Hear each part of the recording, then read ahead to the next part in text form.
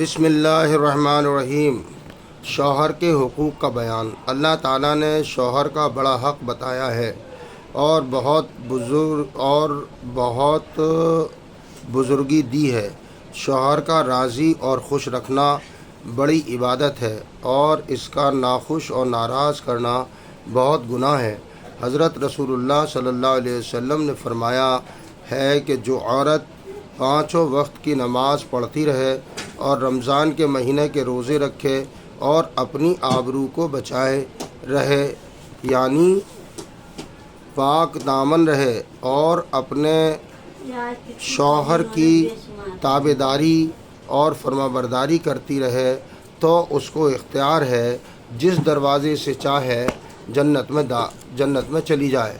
مطلب یہ ہے کہ جنت کے 8 دروازوں میں سے جس دروازے سے اس کا جی چاہے جنت میں بے کھٹکے چلی جائے۔ اور حضرت صلی اللہ علیہ وسلم فرمایا کہ جس کی موت ایسی حالت پر آئے کہ اس کا شوہر اس سے راضی ہے تو وہ جنتی ہے۔ اور حضرت نے فرمایا کہ اگر میں خدا کے سوا کسی اور کو سجدہ کرنے کے لیے کہتا تو عورت کو ضرور حکم دیتا کہ اپنے میاں کو سجدہ کیا کرے۔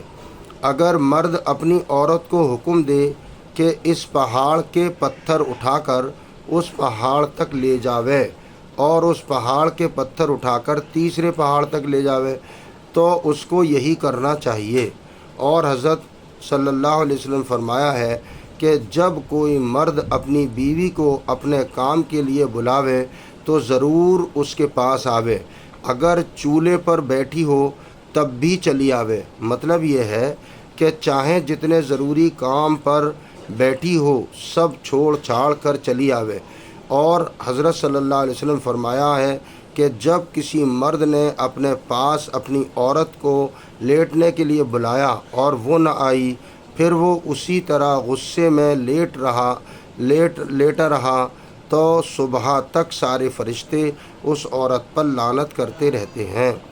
اور حضرت نے فرمایا کہ دنیا میں جب کوئی عورت اپنے میاں کو ستاتی ہے تو جو حور قیامت میں اس کی بیوی بنے گی یوں کہتی ہے کہ تیرا خدا ناز کرے، تو اس کو مت ستا، یہ تو تیرے پاس مہمان ہے، تھوڑی ہی دنوں میں تجھ کو چھوڑ کر ہمارے پاس چلا آوے گا۔ اور حضرت صلی اللہ علیہ وسلم نے فرمایا ہے کہ 3 طرح کے آدمی ایسے ہیں کہ جن کی نہ تو نماز قبول ہوتی ہے نہ کوئی نیکی منظور ہوتی ہے۔ ایک تو وہ لونڈی غلام جو اپنے مالک سے بھاگ جائے، دوسرے وہ عورت جس کا شوہر اس سے ناخوش ہو، تیسرے وہ جو نشے میں مست ہو۔ کسی نے حضرت صلی اللہ علیہ وسلم سے پوچھا کہ یا رسول اللہ، سب سے اچھی عورت کون ہے؟